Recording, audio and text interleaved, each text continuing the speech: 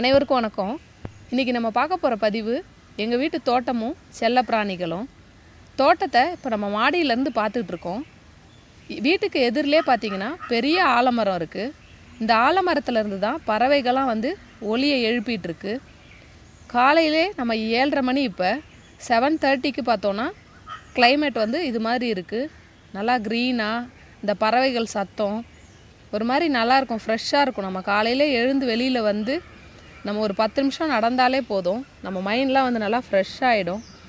மாடியிலேருந்து நம்ம இப்போ சைடில் அப்படியே வந்தோன்னா மாமரத்துக்கு பக்கத்தில் இந்த மரம் இருக்குது. இது என்ன மரம்னு தெரில, ஆனால் இந்த மரத்தில் இருக்கக்கூடிய காய் வந்து ருத்ராட்ச காய் மாதிரி இருக்குது. அடுத்தது பார்த்தோன்னா நெல்லிக்காய் மரம் இருக்குது.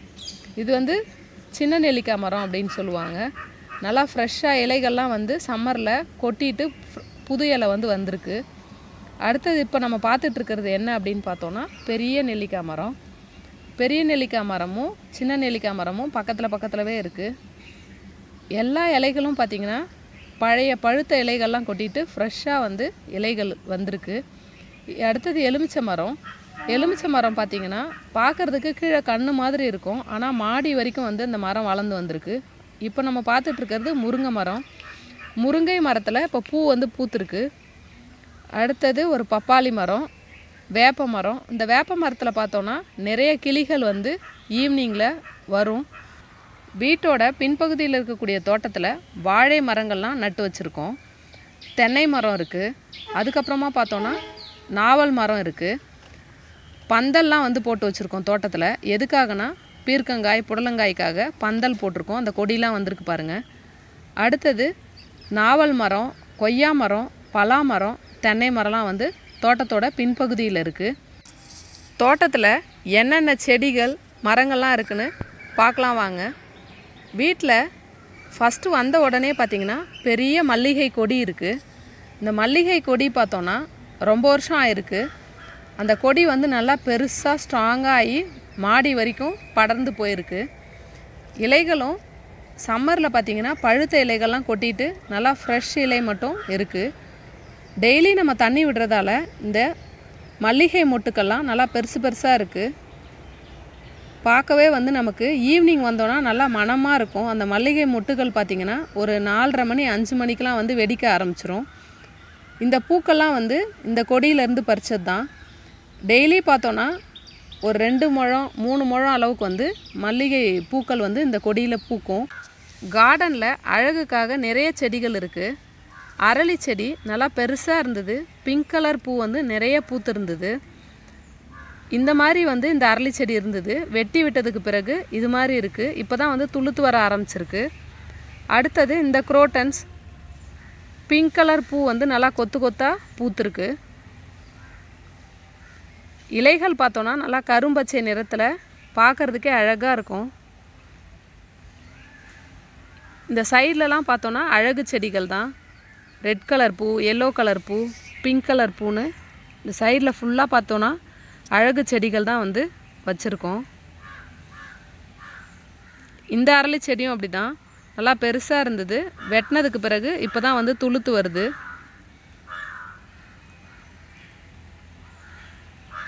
நல்லா இது மாதிரி வந்து அரளி செடி பெருசாக வளரும். பிங்க் கலர் பூ வந்து நிறைய வச்சுருக்கோம். அடுத்தது இந்த பூ பார்த்தோன்னா கொஞ்சம் வித்தியாசமாக இருக்குது பாருங்கள். மைக் ஷேப்பில் நல்லா பெருசாக இருக்குது இந்த பூ.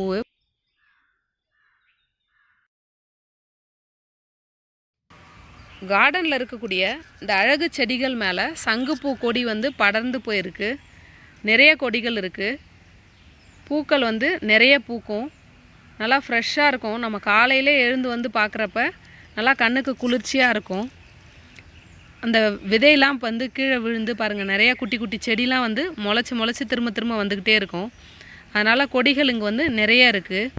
இந்த சங்குப்பூ கொடி வந்து படர்ந்து இந்த ஏரியா ஃபுல்லாக பார்த்திங்கன்னா நல்லா ப்ளூ கலரில் பார்க்குறதுக்கே அட்ராக்டிவாக இருக்கும்.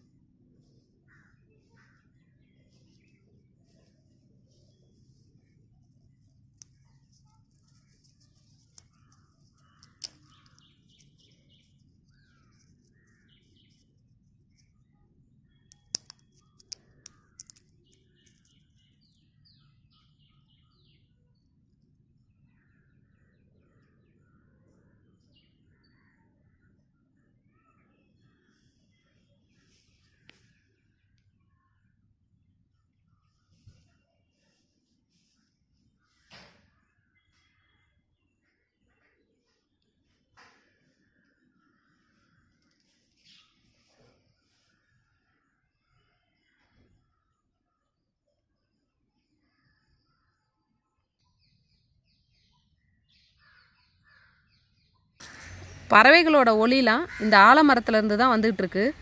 கிளி வந்து சத்தம் போட்டுக்கிட்டு இருக்கு.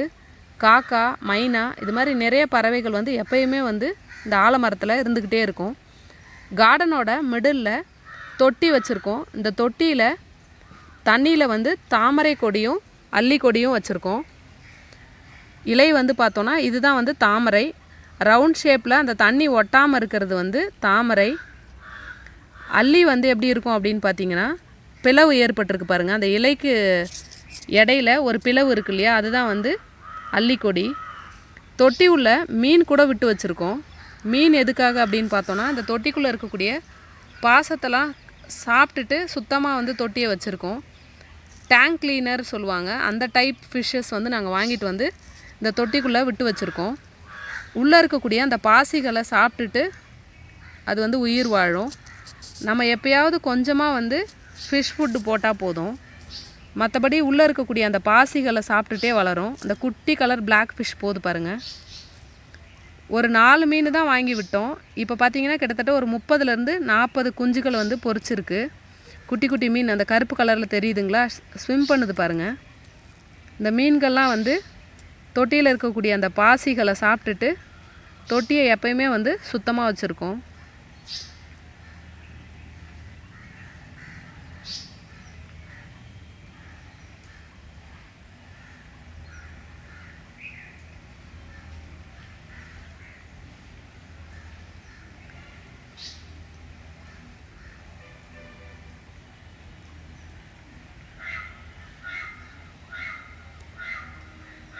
குட்டி குட்டியாக இருக்கும் மீன்.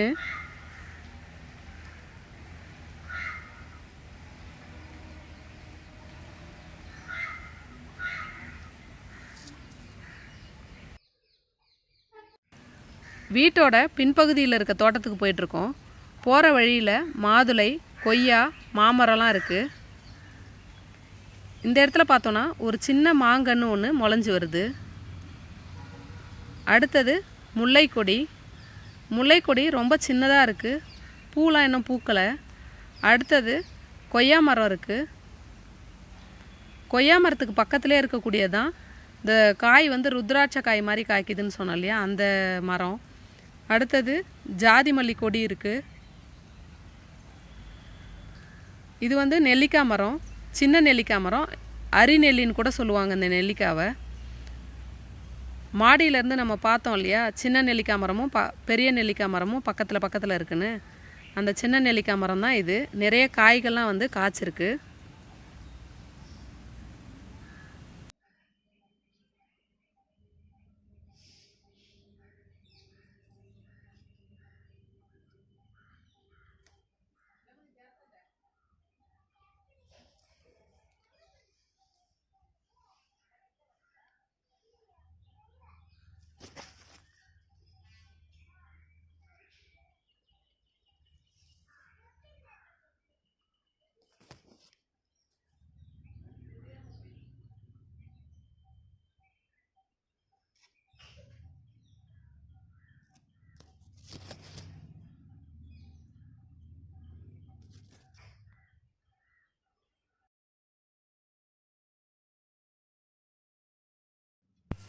அடுத்தது நம்ம பார்த்துட்ருக்கிறது பெரிய நெல்லி மரம். பெரிய நெல்லி மரத்தோட இலைகள் இதுதான். இந்த பெரிய நெல்லி மரமும் கீழே இருந்து மாடி வரைக்கும் நல்லா பெருசாக வளர்ந்துருக்கு. நெல்லி மரத்துக்கு பக்கத்துலேயே எலுமிச்சை மரம் இருக்குது. இந்த எலுமிச்சை மரமும் நிறைய காய்கள் வந்து இப்போ காய்ச்சிருக்கு. சம்மரில் தான் வந்து எலுமிச்சை பழம் வந்து சீசன், அதனால் நிறைய வந்து காய்கள் இருக்குது. செங்காய்களும் நிறைய இருக்குது. சின்ன சின்ன கருவேப்பிலை செடிகள்லாம் இருக்குது. குட்டி குட்டியாக நிறைய கருவேப்பிலை செடி இருக்குது. ஒரு செடி மட்டும் கொஞ்சம் மீடியம் சைஸில் இருக்குது கருவேப்பிலை செடி. எலுமிச்சை காயெலாம் வந்து நல்லா கொத்து கொத்தாக காய்ச்சிருக்கு.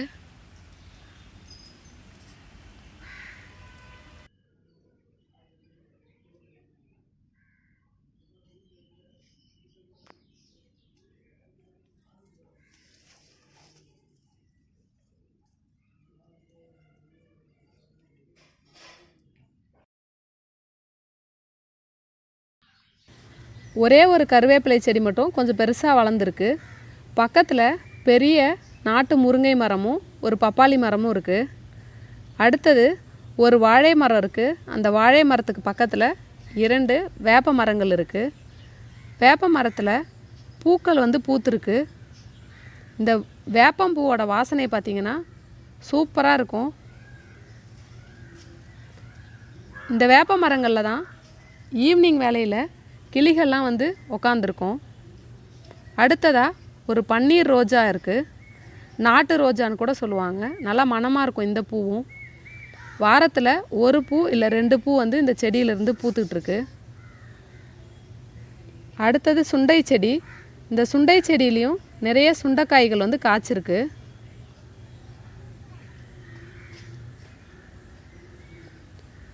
வாழைக்கன்றுகள் நிறைய வச்சுருக்கோம். இப்போ தான் வந்து வளர்ந்து வந்துகிட்ருக்கு. மீடியம் சைஸில் தான் வந்து வாழை மரங்கள்லாம் இருக்குது. வாழைக்கன்றுகள் தான் வந்து நிறைய இருக்குது. 2-3 வெரைட்டி வாழை மரம் வந்து வச்சுருக்கோம். அடுத்தது பெரிய நாவல் மரம். இந்த நாவல் மரம் தான் மாடி வரைக்கும் வளர்ந்துருக்கு. நாட்டு காய்கறிகளுக்காக பந்தல் போட்டிருக்கோம். அவரை கொடி இப்போ தான் வந்துக்கிட்டு இருக்கு.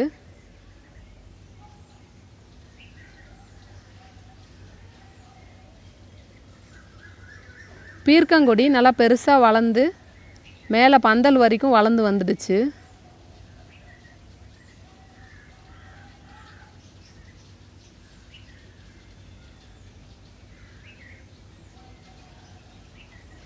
புடலை வந்து ஓரளவுக்கு வளர்ந்துருக்கு. இன்னும் கொடி வந்து மேலே வரல. இங்கேயும் சுண்டைக்காய் செடி வந்து வச்சுருக்கோம். கருவேப்பிலை வந்து அந்த விதை விழறதால பெரிய மரத்துலேருந்து சின்ன சின்ன செடிகள்லாம் வந்து வருது. இந்த வாழைக்கன்று கறிவாழை. வாழைக்காய் வேணும் அப்படின்றதுக்காக ஒரே ஒரு கறிவாழை கன்று வச்சுருக்கோம். முருங்கை வந்து வெட்டி இங்கே வச்சுருக்கோம். இப்போ தான் துளுத்து வந்துக்கிட்டுருக்கு. அடுத்தது தென்னை மரங்கள். தென்னை மரத்தில் தென்னங்குரும்பை தெரியுது பாருங்கள். குட்டி குட்டியாக இப்போ தான் வந்து அந்த பிஞ்சு வர ஆரம்பிச்சிருக்கு. இதுதான் வந்து தென்னங்குரும்பை அப்படின்னு சொல்லுவோம். 5 மரம் இருக்குது தென்னை மரம். தென்னங்குரும்பை வந்து வர ஸ்டேஜில் தென்னை மரங்கள் இருக்குது. ஒரு 2 மரத்தில் இளநீரும் இருக்குது. சின்ன கொய்யாக்கன்று. இந்த கொய்யாக்கன்று பார்த்தோன்னா சின்னதாக இருக்குது. ஆனால் இதிலேருந்து பூ பூத்து பிஞ்சு வந்து ஒன்றே ஒன்று வந்திருக்கு.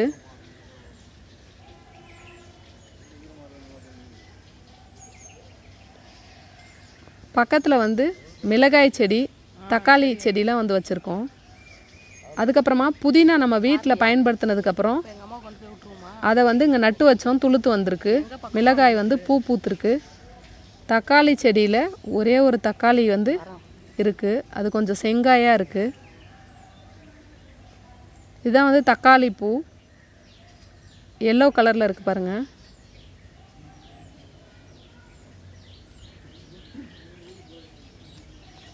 இங்கே வந்து தூதுவளை இருக்குது. அடுத்தது தென்னை மரத்துக்கு பக்கத்துலேயே பார்த்தோன்னா இங்கேயும் வந்து தூதுவளை இருக்குது. சளி டைமில் நம்ம இந்த தூதுவளையை பறித்து ரசம் வச்சு சாப்பிட்டோன்னா சளி சரியாயிடும். ஒரு பெரிய மாமரம் இருக்குது. இன்னும் காய்க்க ஆரம்பிக்கலை. அடுத்தது பலாமரம் ஒன்று இருக்குது. பலாமரமும் மீடியம் சைஸில் தான் இருக்குது. பலாமரம் பக்கத்துலேயே பார்த்தோன்னா ஒரு பெரிய நாவல் மரம் இருக்குது. 2 நாவல் மரம் மொத்தமாக தோட்டத்தில் இருக்குது. அடுத்தது கொய்யா மரம். இந்த கொய்யா மரத்தில் நிறைய பழங்கள் வந்து பழுத்து இருந்தது இந்த வருஷம்.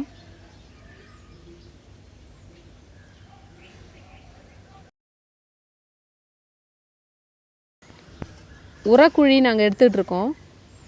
இயற்கை உரம் உருவாக்குறதுக்காக ஒரு குழி எடுக்கிறோம். நம்ம வீட்டில் பயன்படுத்தக்கூடிய காய்கறி கழிவுகள், மக்கக்கூடிய குப்பைகள்லாம் வந்து நம்ம இங்கே இந்த குழிக்குள்ளே போட்டு வச்சோன்னா நாளடைவில் அந்த குப்பை வந்து நல்லா மக்கி இயற்கை உரமாக மாறிடும். நம்ம அந்த உரத்தை செடிகளுக்கு வந்து பயன்படுத்தலாம்.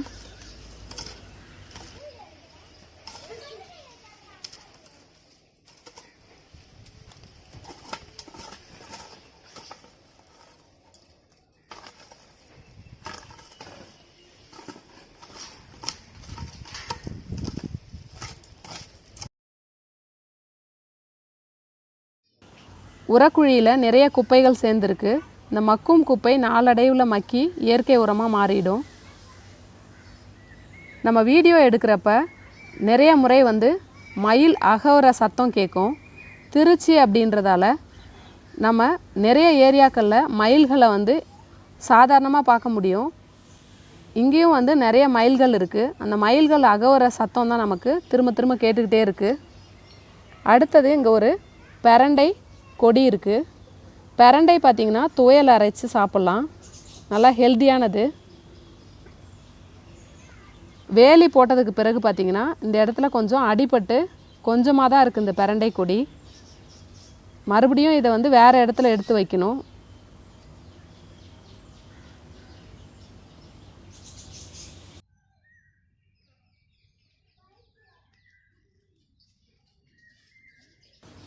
வீட்டோட பின்பகுதியில் இருக்கக்கூடிய இந்த தோட்டத்துலேயும் மிடில் அதாவது சென்டரில் ஒரு செயற்கை குட்டை உருவாக்கியிருக்கோம். இந்த செயற்கை குட்டை எதுக்காக அப்படின்னு பார்த்தோன்னா, 2 வாத்து இருக்குது நம்ம வீட்டில். அந்த வாத்து குளிக்கணும் விளையாடணும் அப்படின்னா கண்டிப்பாக அதுக்கு ஒரு குட்டை வேணும். அதனால் இங்கே ஒரு பிளாஸ்டிக் கவர் போட்டு செயற்கையாக ஒரு குட்டை உருவாக்கியிருக்கோம். இந்த வீடு தான் பெட்ஸோட வீடு. இதுக்குள்ளே தான் எங்களோட பெட்ஸ்லாம் இருக்குது, செல்ல பிராணிகள். லைட் போட்டிருக்கோம். நைட் நேரத்துலையும் நம்ம வெளியில் பார்க்கலாம் தோட்டத்தில். என்னென்ன பெட்ஸ்லாம் நம்மக்கிட்ட இருக்குது அப்படின்னு பார்த்தோன்னா, 2 வாத்து இருக்குது. வாத்து காலையிலே நம்ம திறந்து விட்டோன்னா வெளியில் போயிட்டு விளையாட ஆரம்பிச்சிரும். அதுக்கப்புறமா அதுக்கு தேவையான ஃபுட்ஸ் எல்லாம் அதுவே தேடி தேடி சாப்பிடும். புழு, பூச்சி, நத்தை, அட்டை, வண்டு இதெல்லாம் பிடிச்சி அதுவே சாப்பிடும்.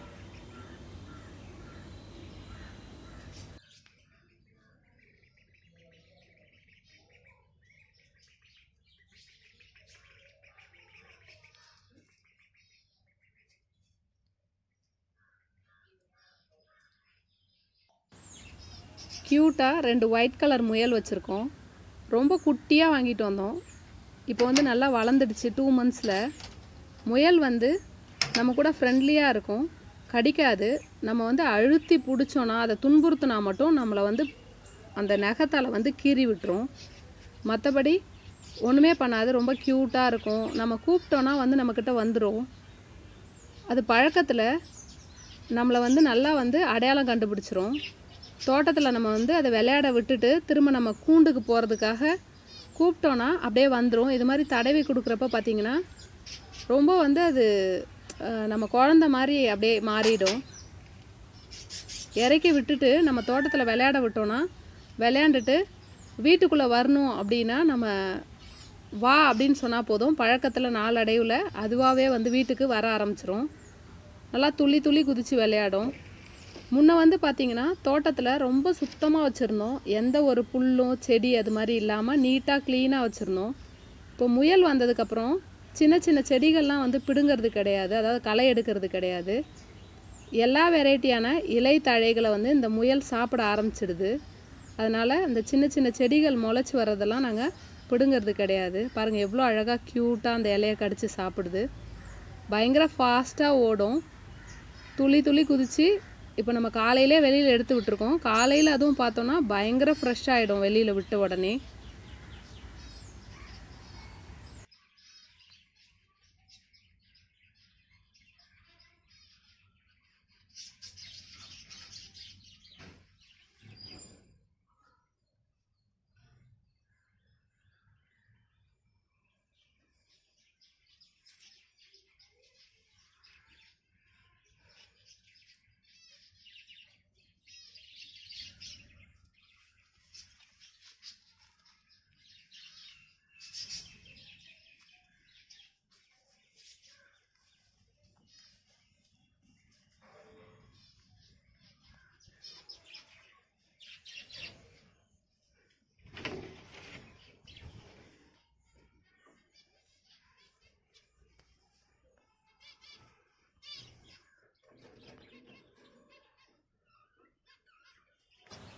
பறவைகளும் வச்சுருக்கோம்.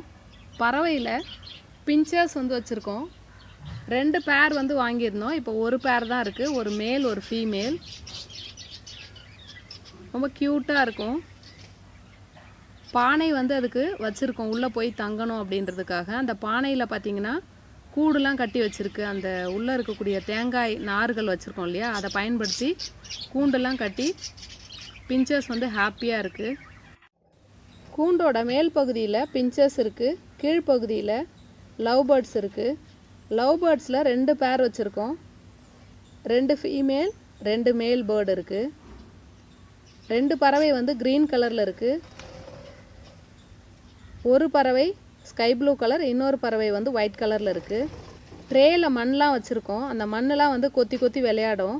அதுக்கப்புறமா உள்ள பறவைகளுக்கு போர் அடிக்காமல் இருக்கிறதுக்காக இந்த குச்சிகளெல்லாம் வந்து வச்சுருக்கோம். இந்த குச்சிகள் மேலே ஏறி விளையாடும், உட்காரும், பறக்கும்.